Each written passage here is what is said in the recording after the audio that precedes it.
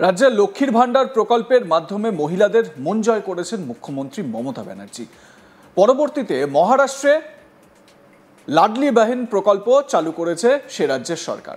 তবে সেই প্রকল্পকে ঘিরেই এবার ছড়ালো বিতর্ক। সম্প্রতি নারী ও শিশু উন্নয়ন বিভাগের একটি সমীক্ষায় দেখা গিয়েছে গত 10 মাসে নারীদের পাশাপাশি এই প্রকল্পের লাভ নিয়েছে পুরুষরাও। তথ্য বলছে এই সময়ের মধ্যে এই প্রকল্পের মাধ্যমে প্রতি মাসে ১৫০০ টাকা অনুদান পেয়েছে ১৪,২৯৮ জন পুরুষ।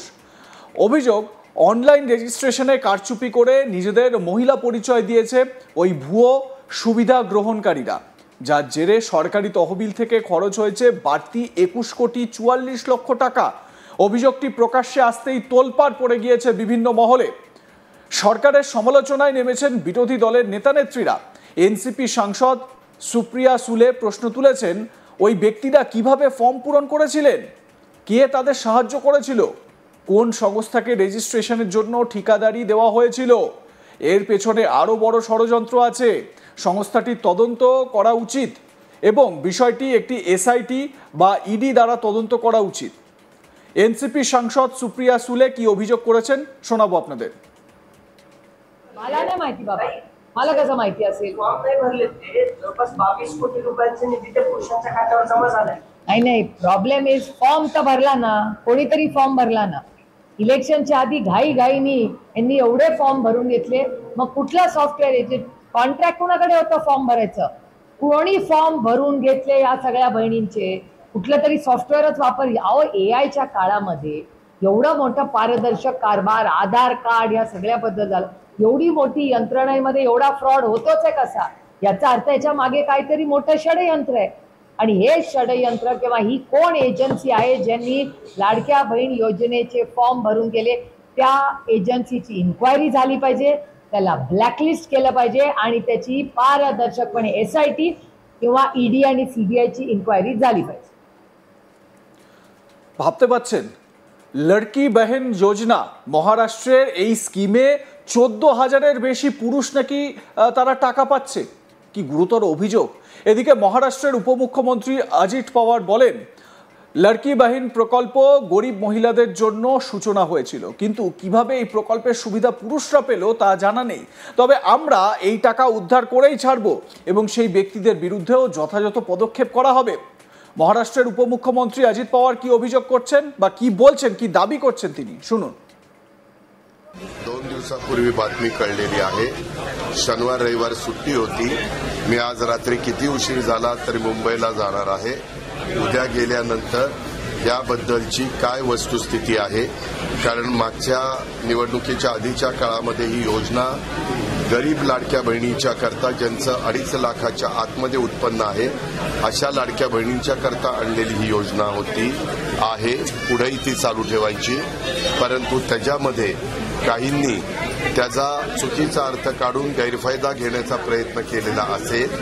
त्याच्यामध्ये काही नोकरदार भगिनी पण होत्या अशी आमची माहिती आहे। तेही तपासायला सांगितलेलं आहे।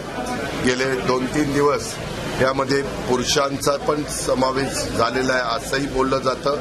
तसं झालेलं असेल तर पुरुषांनी अशा प्रकारचा गैरफायदा घेऊन या योजनेचा लाभ घेतलेला असेल तर तो वसूल करण्याच्या दृष्टिकोनातनं आम्ही काय पावलं कायद्याच्या प्रमाणे उचलता येतील ते उचलू। তবে উপমুখ্যমন্ত্রী যাই বলুন না কেন, কিভাবে এমনটা হলো, এর নেপথ্যে আরও কোনো বড় দুর্নীতি লুকিয়ে রয়েছে কিনা বা ঘটনায় কে বা কারা জড়িত, সেই সমস্ত প্রশ্ন ইতিমধ্যেই উঠতে শুরু করেছে।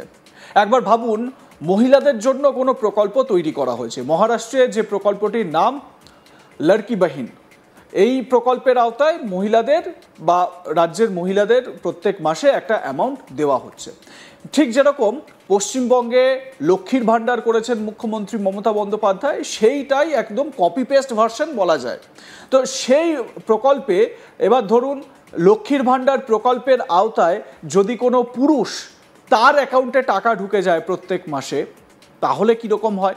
যদিও পশ্চিমবঙ্গে এই ধরনের অভিযোগ বা দুর্নীতির বিষয় এখনো পর্যন্ত সামনে আসেনি। প্রত্যেক মাসে মহিলারাই লক্ষ্মীর ভান্ডার পাচ্ছেন। তবে মহারাষ্ট্রে এর অন্যথা হয়েছে।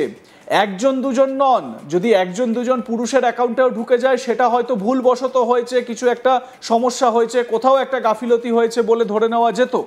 কিন্তু 14,000 পুরুষের অ্যাকাউন্টে ঢুকছে মহিলাদের জন্য দেওয়া লড়কি বাহিন যোজনার টাকা। স্বাভাবিকভাবে এইটা নিয়ে কিন্তু প্রশ্ন উঠেছে। আপনাদের আরো একবার শোনাই, সুপ্রিয়া সুলে যিনি এনসিপি সাংসদ, তিনি কি অভিযোগ করছেন, শুনুন। मला नाही माहिती बाबा, मला कसं माहिती असेल? फॉर्म नाही भरले ते, जवळपास 22 कोटी रुपयांचा निधी त्या पुरुषांच्या खात्यावर जमा झालाय. नाही, प्रॉब्लेम इज फॉर्म तर भरला ना, कोणीतरी फॉर्म भरला ना. इलेक्शनच्या आधी घाईघाईनी यांनी एवढे फॉर्म भरून घेतले, मग कुठला सॉफ्टवेअर याचे कॉन्ट्रॅक्ट कोणाकडे होतं फॉर्म भरायचं? कोणी फॉर्म भरून घेतले या सगळ्या बहिणींचे? कुठलं तरी सॉफ्टवेअरच वापरली. अहो, एआयच्या काळामध्ये एवढं मोठं पारदर्शक कारभार, आधार कार्ड या सगळ्याबद्दल झालं, एवढी मोठी यंत्रणेमध्ये एवढा फ्रॉड होतोच आहे कसा? याचा अर्थ याच्या मागे काहीतरी मोठं षडयंत्र आहे. आणि हे षडयंत्र किंवा ही कोण एजन्सी आहे ज्यांनी लाडक्या बहीण योजनेचे फॉर्म भरून गेले, त्या एजन्सीची इन्क्वायरी झाली पाहिजे, त्याला ब्लॅकलिस्ट केलं पाहिजे आणि त्याची पारदर्शकपणे SIT किंवा ED आणि CBIची इन्क्वायरी झाली पाहिजे। এবং এই যে পুরুষদের অ্যাকাউন্টে 14,298 জন পুরুষের অ্যাকাউন্টে প্রত্যেক মাসে টাকা ঢুকছে, এর জেরে 21 কোটির বেশি, প্রায় 22 কোটি টাকা সরকারের খরচ হচ্ছে, অতিরিক্ত লস হচ্ছে, এমনটাই কিন্তু জানতে পারা যাচ্ছে। আপনারা জানেন যে এই লড়কি বাহিন যোজনার মাধ্যমে মহারাষ্ট্রে 1,500 টাকা করে মহিলাদের ব্যাংক অ্যাকাউন্টে ট্রান্সফার করার ব্যবস্থা করেছে মহারাষ্ট্র সরকার। কিন্তু এখানে কিছু ইফস অ্যান্ড বাটস রয়েছে। কীরকম? যে সমস্ত পরিবারগুলো মাসে 2.5 লক্ষ টাকার কম রোজগার করছে, 2.5 লক্ষ টাকা বা 2.5 লক্ষ টাকার কম রোজগার করছে, তাদের অ্যাকাউন্টেই এই 1,500 টাকা করে দেওয়া হচ্ছে। যদিও পশ্চিমবঙ্গের ক্ষেত্রে এই রকম কোনো ভেদাভেদ নেই। তবে মহারাষ্ট্রের উপমুখ্যমন্ত্রী অজিত पवार কি বলছেন এ বিষয়ে, তার কি দাবি, শোনাবো। 2 दिवसापूर्वी बातमी कळलेली आहे। शनिवार रविवार सुट्टी होती। मी आज रात्री किती उशीर झाला तरी मुंबईला जाणार आहे। उद्या गेल्यानंतर याबद्दलची काय वस्तुस्थिती आहे, कारण मागच्या निवडणुकीच्या आधीच्या काळामध्ये ही योजना गरीब लाडक्या बहिणींच्या करता, ज्यांचं 2.5 लाखाच्या आतमध्ये उत्पन्न आहे, अशा लाडक्या बहिणींच्या करता आणलेली ही योजना होती आहे।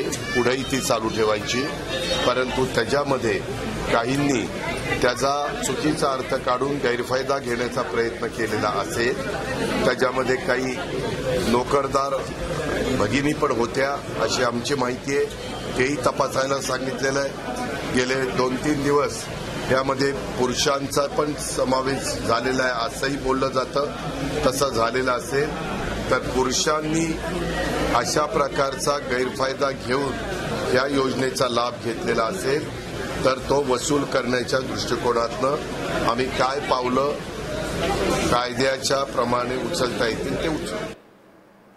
লাইক কমেন্ট শেয়ার করতে ভুলবেন না। দেখতে থাকুন আজ তাক বাংলা। সাবস্ক্রাইব করুন আমাদের ইউটিউব চ্যানেলটি, বেল আইকন প্রেস করুন নোটিফিকেশন পেতে।